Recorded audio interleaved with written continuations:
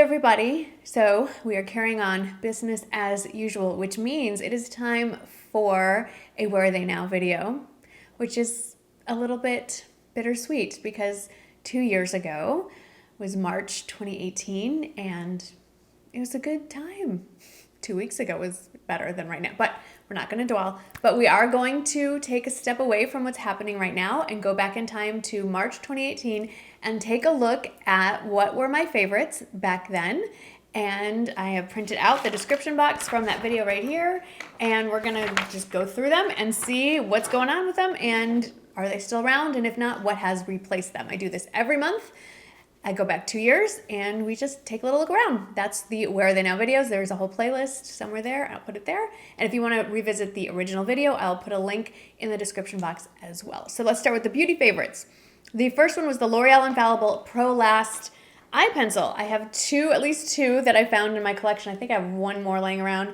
Obviously, I'm always going for a dark brown. I love this beautiful blue shade.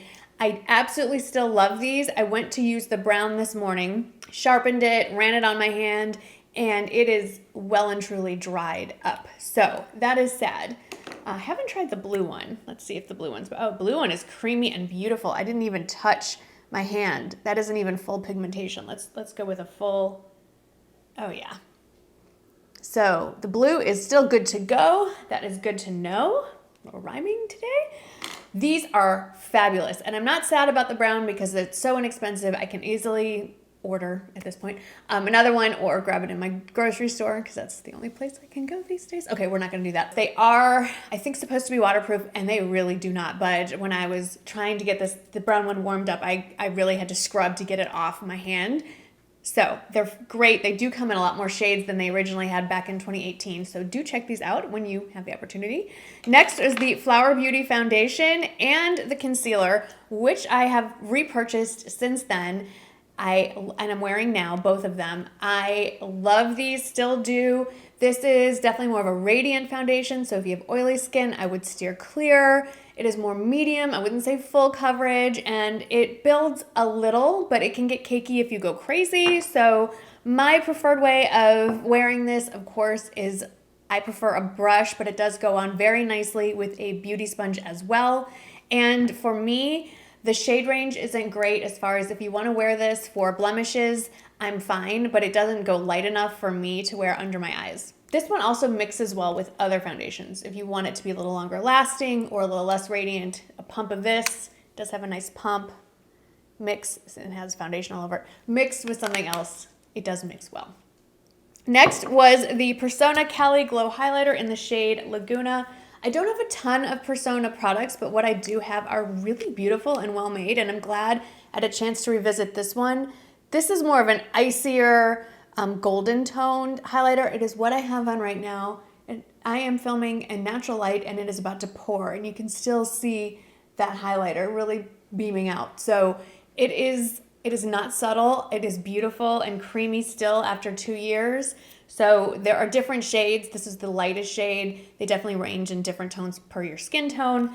A beautiful line of cosmetics. I believe they're only carried at Ulta if you want to go check those out. Then the L'Oreal Colory Shine lipsticks. I had the whole line sent to me from PR, and then I did a big purge, and I can't figure out what I did with all of them. I can't believe I only have 2. I think some are in a purse.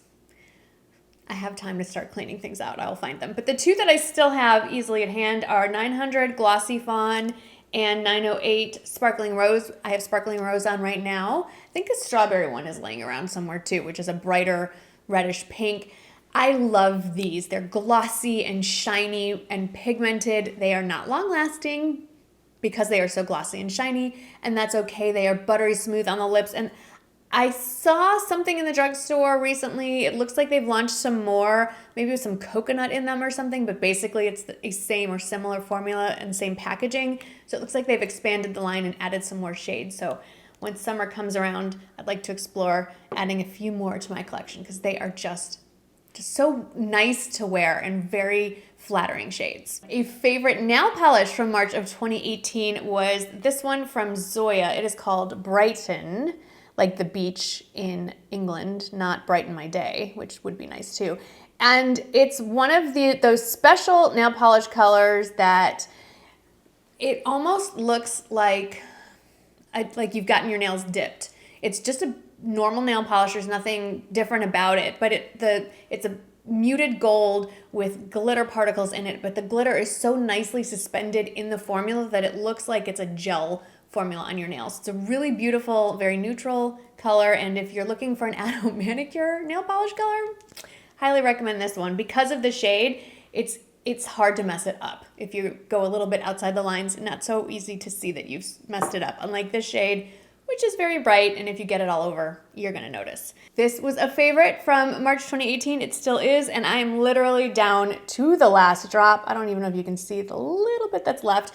This is a fragrance from Laura Mercier. It is the Amber Vanilla. It came in a gift set that I purchased with the corresponding body lotion and bubble bath and all that. I'm not gonna spray it.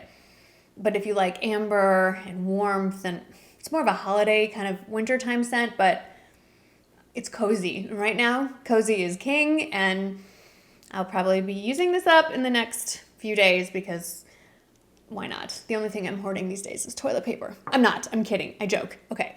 And then this I definitely hoarded because this was a serious investment and is still a favorite. I would definitely repurchase this. It's not a priority right now, but one day. It's from Sisley Paris, and it is the Black Rose Cream Mask Instant Youth Smoothing, Plumping, Brightening. And this sucker is a major investment. I am not gonna lie. It is well over $100 for this little tube. I'm down to the last little bit of it, and when I get to that last little bit, I will cut this sucker open and scrape every little last drop out of it. This is the Fountain of Youth in a squeezy bottle. I am not kidding. I don't know what they put in this other than Black Rose Cream Essence, but if you are tired, hungover, sleepless, exhausted, maybe I'm describing you right now. Don't waste it now. Nobody's gonna see you. Wait until you are able to be out and about and admired by many. Put this on, don't take it off. Slather it on your face before you go to bed and sleep in it. When you wake up in the morning, you're gonna look like Cinderella going to the ball. I don't know what's in this, but it's incredible. And it is very, very expensive, but a little bit goes a very long way, and I don't follow the directions because the directions say leave it on 10-15 minutes. No.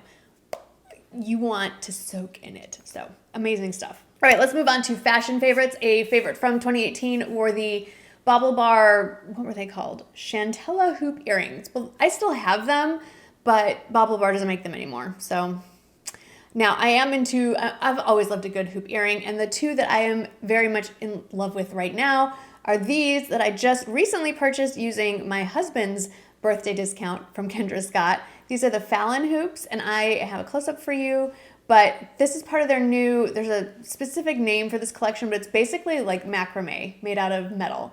And these do come in silver and I think rose gold as well. I absolutely love these. They're very lightweight. And then an older pair that I have, I think I showed you these in December, also from Kendra Scott, and very similar to the BaubleBar hoops. These also do come in several metal tones. These are the Veronica hoops, and what is similar about these is there's some texture along the edge there. And as of filming this, I'm filming this Saturday, hopefully you're seeing this on Sunday, Kendra Scott was 30% off, so you can pick either of these up. Another fashion favorite from 2018 was the Sanctuary Linen Layered Look Tee. I do not have that to show you because I don't often screw up my laundry, but when I do it spectacularly. And it's linen, and I threw it in the wash, which is fine, but then I threw it in the dryer with everything else, and it shrunk to like doll size. And it's the shirt I'm wearing in the thumbnail, and it's the most beautiful cornflower blue, and it will fit a toddler now. So it has found a new home, I think, with a toddler, so I gave it to, or a child. And now, Sanctuary comes out with that exact top every year in different colors. They just haven't come back out with the cornflower blue one. I have one in like a watermelon reddish shade, but there you go. Still love it though. Okay, next was the Tory Burch Bima Espadrille. I love this shoe. Why is this so great? It's really worn in here. This is an older shoe already. I love that this espadrille strap is fastened by Velcro because I'm lazy, and who wants to lean over and buckle when you could Velcro? That's really the main thing. Also, it's incredibly comfortable. It shouldn't be, but it is. And when I basically ripped up my knee the first time a couple of years ago, this is all I wore every day for 60 days straight. It was one of the only shoes I could wear that didn't hurt. is the perfect heel height. However, a new espadrille that is far less expensive is this option, and this is brand new from Nordstrom, and it comes in several colors, and it has a nice rubber bottom and doesn't have the Velcro buckle, but that's, not the end of the world. It is nice that this part is not espadrille, so maybe a little less rough on the soles of your feet, and a good heel height as well. So that is another option. And then next was the Rebecca Minkoff Reagan Satchel Tote, or Satchel? I don't know if it's a satchel tote, but it's definitely the Reagan Satchel. Unfortunately, no longer available on normal sites, but Nordstrom Rack has these, Amazon has them, and maybe not this exact color, but it's a great leather tote with an outside pocket and a zipper and more pockets. And I still love it, and I'm still going to wear it. Just because it's not available to purchase doesn't mean I won't. But I did notice something which comes with my next favorite from back in March of 2018 was the guitar strap that I ordered to go with this, which I did not pull for you. This comes with a thin crossbody strap, but when you really start filling this up, it gets heavy, and that thin strap just digs into your shoulder. So I ordered a large, wide guitar strap from Amazon to wear with this, and I wanted to recommend a couple of places that I enjoy getting guitar straps from, and one of them is Erin Condren. So I put one of my Erin Condren planner tote straps on my Balenciaga bag, which looks a lot like this, no? How did she get away with that? Anyway, this is under $20, I believe, this strap, not the bag. And there's lots of different colors, and in fact, another Erin Condren planner tote strap. This is the kaleidoscope print, and it does go with my shirt. If I were to leave the house, I would probably carry this bag today, but I'm not. And speaking of social threads, another great place to order guitar straps for your bags. This was the original one that I got, the leopard print, but they have a ton of different kinds, and they have the little clasps here, so you can get them on and off. Alrighty, and then lifestyle favorites. The first was the Spec iPad case, which I still have, and I actually just literally got another one because I have dropped this off the side of my nightstand a gajillion million times, and I finally, it still works, but I've busted off part of the clasp and a corner and another corner. The good news is my iPad is fully intact, and that's what it's meant to do. You break the case, not the iPad. So I just got another one. Yay. We'll be doing that later. And then the rest of my favorites were two mystery series, which I still enjoy. The Cookie Box mystery series by, I don't remember who. I will put that in the description box. And Sarah Booth Delaney mystery series, which is set in the Mississippi Delta. Very interesting kind of cultural fiction mystery series. But a mystery series I'm really still kind of plowing through was a recommendation from Miss Crystal. It's the Flower Shop Mysteries, set in a small town in Indiana just outside Chicago, and I'm enjoying that one quite a bit, and I have a feeling I'll be done with that series sooner than later. And then two favorites back in 2018. They are still both favorites of mine. Stephanie Marie's YouTube channel and Lisa J Makeup's YouTube channel. Still enjoy watching both of them. They have great recommendations. I'm sure you both know that and you are subscribed to both of them, but if you are not, please change that. Their links to their channels are in the description box below as well. So that was it from 2018. Hopefully you all were around back then, but if you're not, welcome. I'm glad you're here now. And hopefully you'll be here when we revisit this month's favorites in 2022. So make sure you are subscribed so you can catch those favorites live the first time around, I guess probably next week. And until then, hope you are doing well, staying well, and keeping busy. Thank you so much for choosing to spend some of your time with me today, and I will see you in the next video. Bye.